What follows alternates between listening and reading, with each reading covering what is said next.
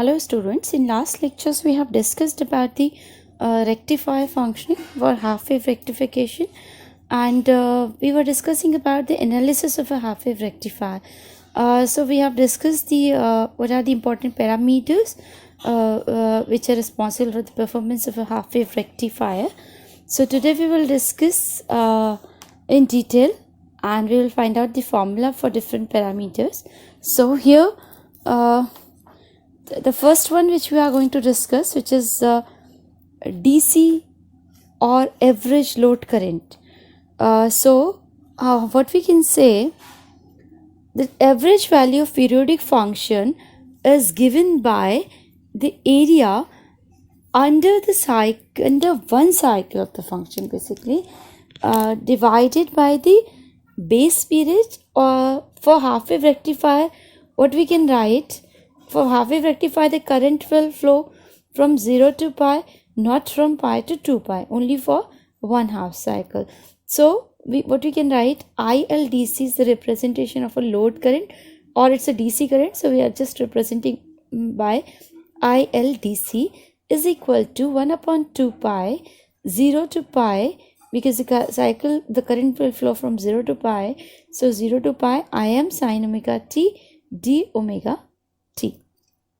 So what we can write, sin omega t, if we are integrating this will be minus cos, so it will be minus Im by 2 pi cos omega t limit 0 to pi, where Im is the maximum current.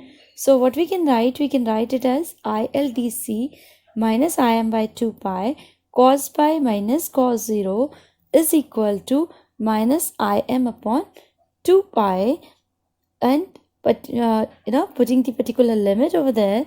So what we can get the final value, which is ILDC is equal to Im by pi, where Im, that we have already discussed about, Im is equal to Vm upon Rs plus Rf plus RL. Okay, now next is the DC or average load voltage representing by VL, and it's a DC load, so it's a DC voltage, so VL DC representing by, and as the load is purely resistive, so what we can write, current flowing through the load, which is ILDC represented by ILDC into RL.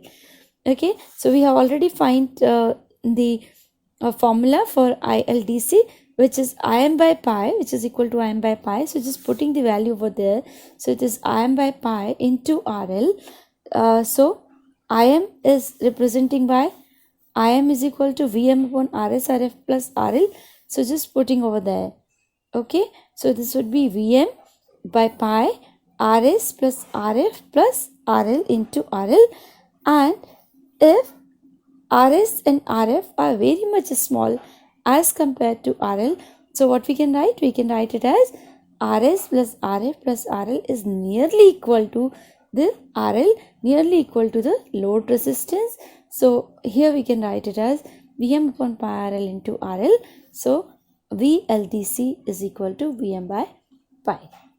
Okay, now next is AC or RMS load current, which is representing by load current. That's why IL is RMS, so IL RMS is equal to 1 upon 2 pi, this is for full 1 upon 2 pi area, and 0 to pi Im square sin square omega t d omega t to the power 1 by 2. So here what we can write, Im square taking outside, so Im square upon 2 pi 0 to 2 pi sin square is 1 minus sin square, I'm just writing 1 minus cos 2 theta by 2, so 1 minus cos 2 omega t by 2 d omega t to the power 1 by 2.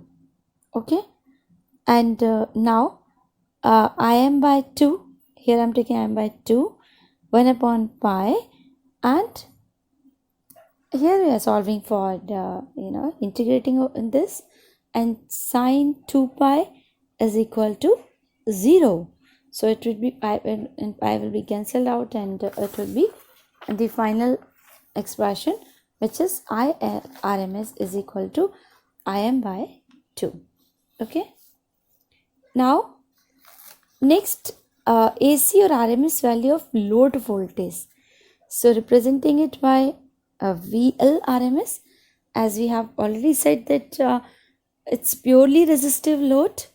So what we can write it as IL RMS into RL, just like the previous one which we have done for DC calculation. So it would be IM by 2. IL RMS we have calculated, which is IM by 2. So IM by 2 into RL. And as we have discussed, IM is equal to VM upon RS plus RF plus RL. Just putting the value of IM over there into RL. And again, RS plus RF is very smaller than RL. So this whole will be nearly equal to RL. So RL and RL will be cancelled out, and VL RMS is nearly equal to VM by 2. Okay, this is the formula for AC or RMS value of the load voltage. Now we are going to discuss about the ripple factor. As we have discussed, what is ripple? Ripples, it means the AC component when we are converting the AC into DC. So few of the AC components left because it's no device is the idle one, and this would be the pulsative DC. So the AC component present into the DC is called ripples. Okay, so ripple factor basically measures the percentage of the ripples or AC component present into the rectifier output. Ripple factor basically indicates then how close the rectified output is to the pure ideal DC voltage waveform. If ripple factor is small, it means the rectifier output waveform is close to the pure DC. The ideal value of ripple factor should be 0, and practically it should be as small as possible. So it's denoted by gamma. So it's gamma is equal to RMS value of the AC component of output upon DC or average value of the output.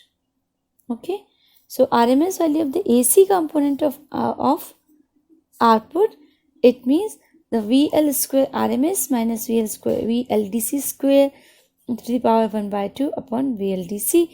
Putting all the formulas which we have already calculated, VL RMS is equal to VM by 2, which we have discussed here.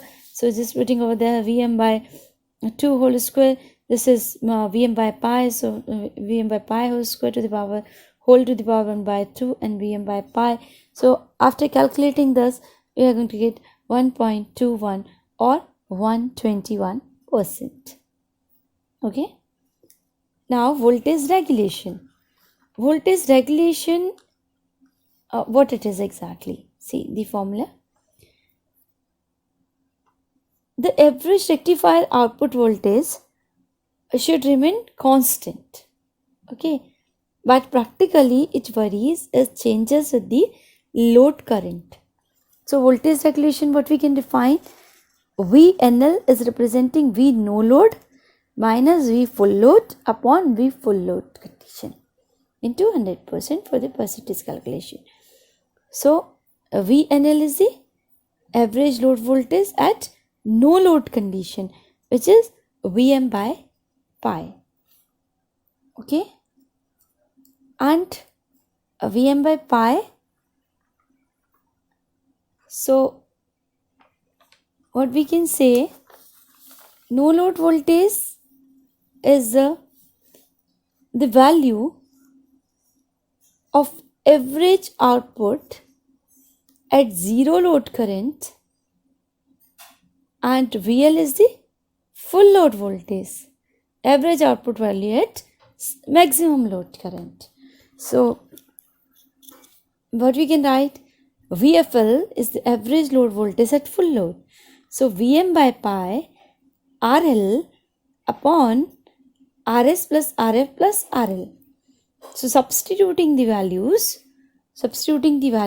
we can write it as VM load regulation is equal to VM by pi, which is a V no load minus VM by pi, our load. This is full load and this is full load. Okay.